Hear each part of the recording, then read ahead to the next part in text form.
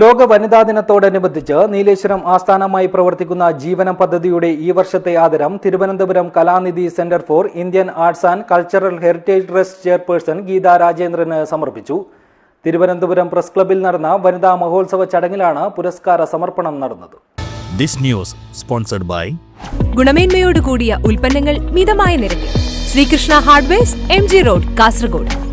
കല, സാംസ്കാരികം, ജീവകാരുണ്യം, പരിസ്ഥിതി സംരക്ഷണം തുടങ്ങിയ മേഖലകളിൽ ഗീതാ രാജേന്ദ്രൻ നടത്തുന്ന നിസ്തുലമായ പ്രവർത്തനങ്ങളെയും കേന്ദ്ര സംസ്ഥാന സർക്കാരുകളുടെ അംഗീകാരങ്ങൾ നേടിയ അവരുടെ നേതൃപാടവത്തെയും മാനിച്ചാണ് ആദരം നൽകുന്നതെന്ന് ജീവനം പദ്ധതിയുടെ ഉപജ്ഞാതാവും പരിസ്ഥിതി പ്രവർത്തകനുമായ PV ദിവാകരൻ പറഞ്ഞു.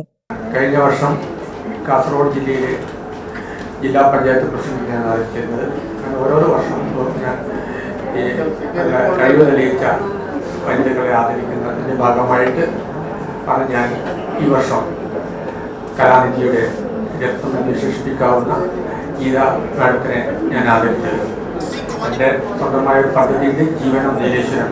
ജീവനം എന്ന് ഉദ്ദേശിക്കുന്നത് തന്നെ ജീവിക്കാൻ വനം, ശുദ്ധമായ.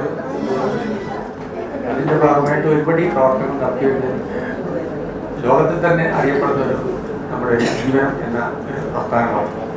പ്രശസ്ത സാമൂഹിക പ്രവർത്തക R. കുസുമം പുന്നപ്ര ഉദ്ഘാടനം നിർവഹിച്ചു. ചടങ്ങിൽ PV ദിവാകരൻ പൊന്നാടി അണിയിച്ച് ആദരിക്കുകയും press club secretary PR Praveen ശില്പം കൈമാറുകയും ചെയ്തു. CBFC അംഗം മുക്കം പാലമൂട് രാധാകൃഷ്ണൻ വൃക്ഷത്തൈ കൈമാറി. സീരിയൽ താരം ആര്യനാട് സുഗതൻ സ്വാഗതം പറഞ്ഞ ചടങ്ങിൽ പ്രൊഫസർ അഡ്വക്കേറ്റ് KJ രമാഭായ്, എഴുത്തുകാരൻ പ്രദീപ് തൃപ്പരപ്പ്, നടി ചിപ്പി തിലക് തുടങ്ങിയവർ സംസാരിച്ചു. വൈവിധ്യമാർന്ന കർമ്മപദങ്ങളിലൂടെ സമൂഹത്തിന് മാതൃകയാകുന്ന വനിതകളെ പ്രോത്സാഹിപ്പിക്കുക എന്ന ലക്ഷ്യത്തോടെയാണ് ഈ പരിപാടി സംഘടിപ്പിച്ചത്. News desk, Kasaragod vision.